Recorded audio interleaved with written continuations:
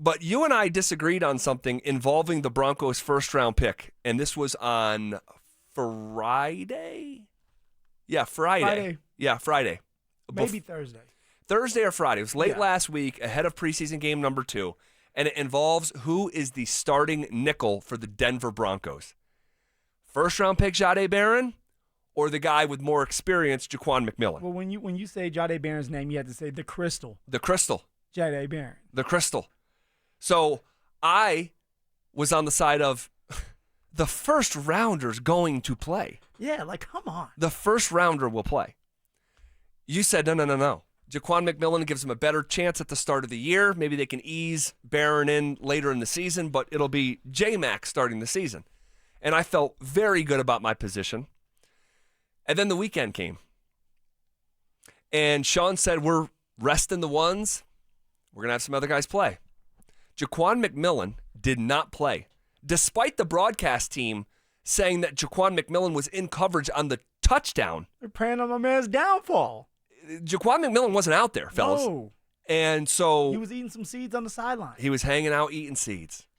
And I sat behind the Cardinals bench for the game Saturday. And there's these big, this is a little rabbit hole, there's these huge like carts with drawers. Yeah. And there's drawers, and you look, it says players only. Yeah, usually you have some smelling salts in there, something else. Some smelling salts, some seeds. There was like these hats. Yeah. There was literally a drawer full of hats, a drawer full of seeds, and you see these guys, cups, and just go in there and get little snacks throughout the game.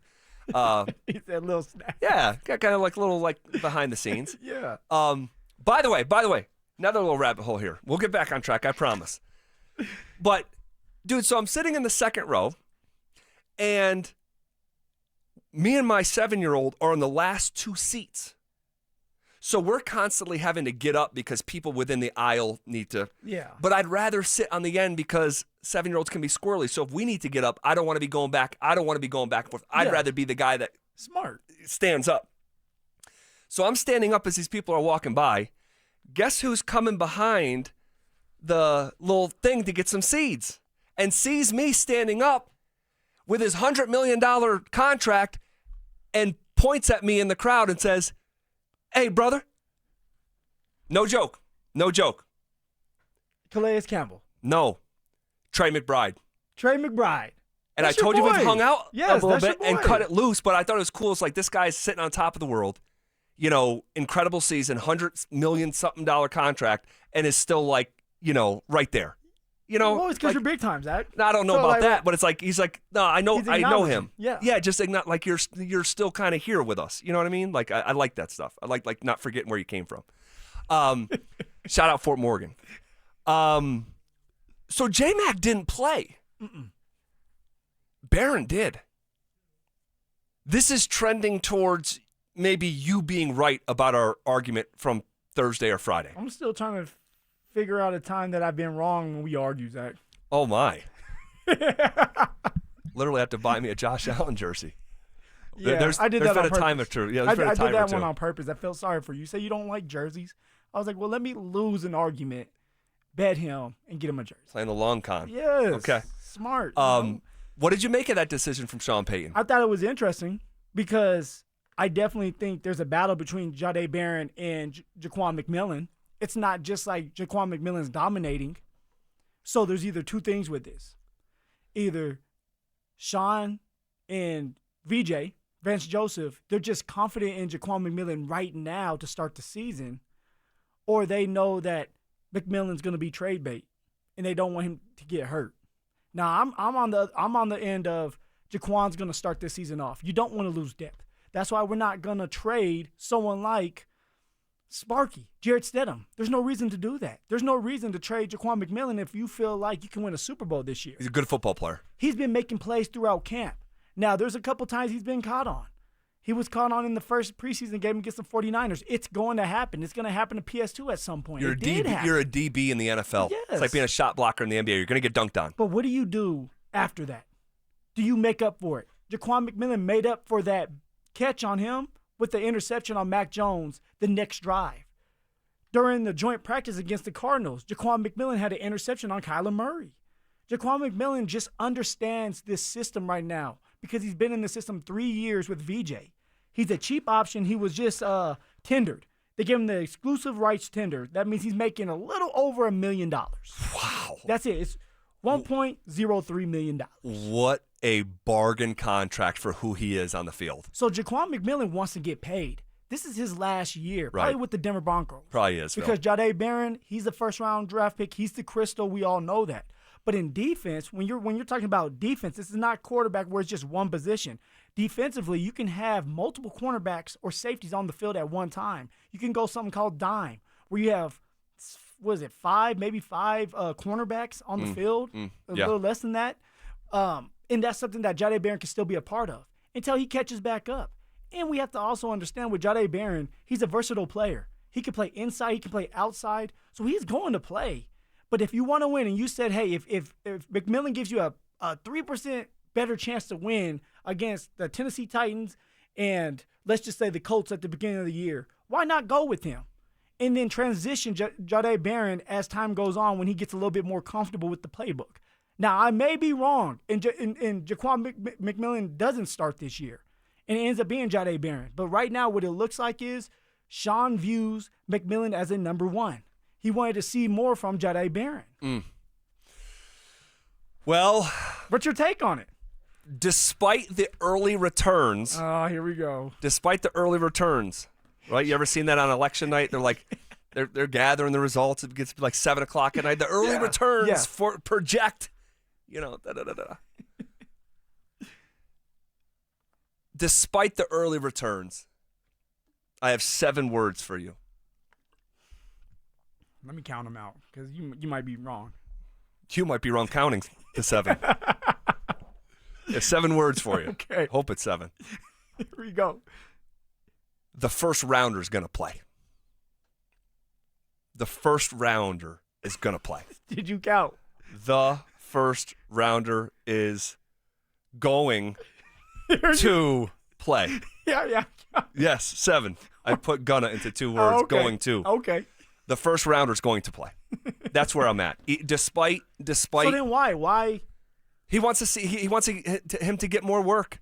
But shouldn't you want McMillan as well? Like, if this is a battle, you might as well throw them both out there. See, I don't know how much of a battle it is. I really don't. And not saying that it's not a battle in terms of they're both comparable players right now, because you're probably right. And like, if your life is on the line, Jaquan McMillan may give you a better chance to beat the Titans week 1. He's just more time on task. He's just more of a veteran player. You can't just snap your fingers and say, okay, I'm experienced. You have to go through it. And I think that this is how Sean Payton handles rookies. This is how he handles rookies. I think he's making them go earn it. He is not. There's no shortcuts here. And I think that by the time we get to September 7th and the official depth chart comes out, I believe you'll see Jahdae Barron as a starting nickel corner for the Denver Broncos. So we'll see, and I'm willing to bet you. Oh, okay, I've been waiting on that. So what's the bet? Your winning side of it, you said that if McMillan is a starting corner. Nickel. Nickel. Don't try to. This is a contract talk. Nope. Yep. I have to wear a Shedeur Sanders perfect timing shirt. Yes. If I am right and Jahdae Barron is the starting nickel on September 7th, you have to wear my Colorado State Rams hoodie. Oh. Yeah. Yeah. And the pictures will live forever. Oh. I didn't see that one coming. So how confident are you? If I wear that hoodie, when you get it back, it's going to smell like something. It may smell like something before you put it on. Play with me. No. Give me some time to think about this. Are you good? Oh, you want some time? Yeah, I gave you some time. Okay, all right. Give me some time. All right. I'll give you some time, but that'll be the bet. If McMillan, if you agree to it, if McMillan is a starter, you wear my Colorado State hoodie, and if flipped, if Barron's a starter. So tell me this: we still got one preseason game left. The starters are supposed to play. If McMillan rolls out there with the starters, are you going to change your tune then?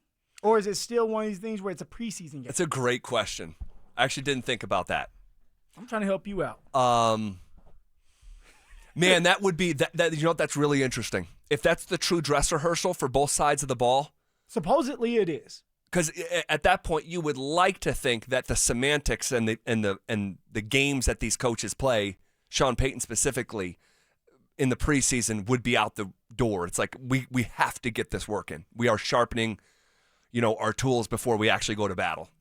That's a really one. That's a really good one. We would have to make the bet here in the next day or two before we find out how they're going to handle it. So that's interesting, though. That's interesting. And honestly, whether Jaquan McMillan starts or Jahdae Barron starts, like Jahdae Barron is going to play a lot. Oh, of course. We all know of course. We all know. Of course. Just like R.J. Harvey is going to play a lot of football. That's right. Here is Sean Payton talking about the vision for Jahdae Barron this season. This is just from maybe within the last 2 hours or so. I remember us doing Malcolm Jenkins out of Ohio State, and he was a corner there. He played outside boundary corner. Our vision was nickel for him year one with safety flex. Our vision, I think, with Jahdae is nickel with corner flex. And so it's pretty valuable. If you can play outside, you can play inside. He's very smart. As the game went on last week, he really got involved and made some really good plays. But the vision for him is, he's got that ability to play inside but also flex outside. His size is plenty big enough, and his speed and physicality, those are all things that help him at that position. Okay. We are still very much like gathering the information here. Yeah, but I will say this.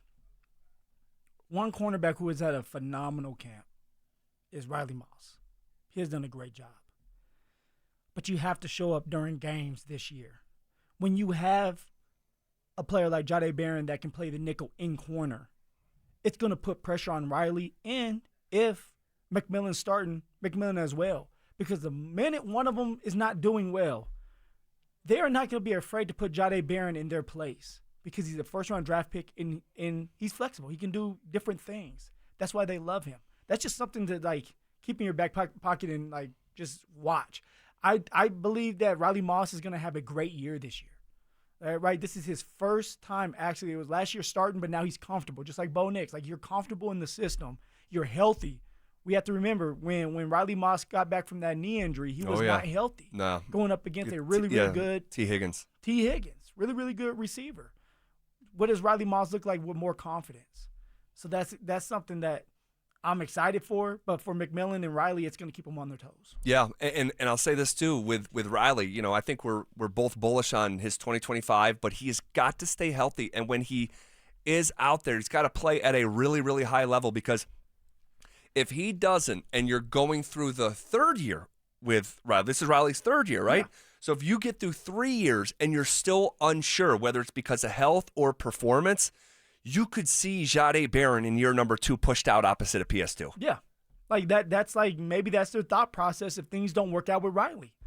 But if things do work out with Riley, which I think that's what they want, of course we all want, they know that Jahdae Barron can just play the nickel role because this is Jaquan McMillan's last year anyway, and he's not getting paid a lot of money. Right. Well, we'll see how it all plays out here. Let's hear from Jahdae Barron. This is the corner talking about what he's learned in training camp. Just to do your job, honestly.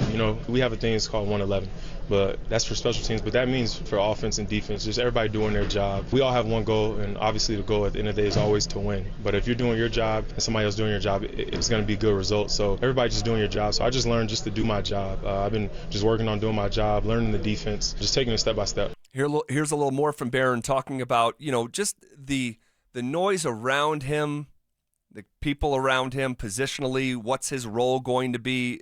This is what he said. It's human nature to kind of always worry about what's going on over here, what's going on over there. But at the end of the day, it's all mental focus. Is just to try to stay mentally prepared as much as you can. But this whole unit, offense, special teams, defense, we all do a good job of just kind of doing our job. We kind of work and just keep working to do that and try not to make the same mistake that we made last weekend or whether we did in practice. So, again, this is what preseason's all about. This is what training camp's all about. very business-like approach from a rookie, and we saw that on draft night when he said he wanted to be put on speakerphone at the facility to thank all the scouts and stuff who believed in him. It's like, okay, that's different in a really good way, I think. No, definitely. And I love that he said, just do your job.